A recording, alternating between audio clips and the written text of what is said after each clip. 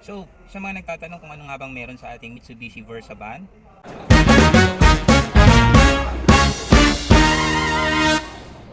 meron itong 2.5 liter 4 inline diesel engine with turbo na may maximum power na 129 PS at 3,200 RPM, maximum torque na 356 Newton meter at 1,200 to 2,000 RPM.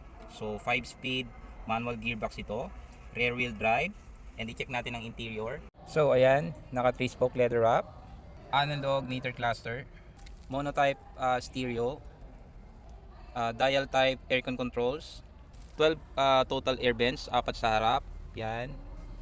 Then 8 sa likod. Yan. 15 seaters in total. 12 sa likod, 2 sa passenger, tsaka sa driver. Total payload capacity 1,390 to 1,460 kilograms.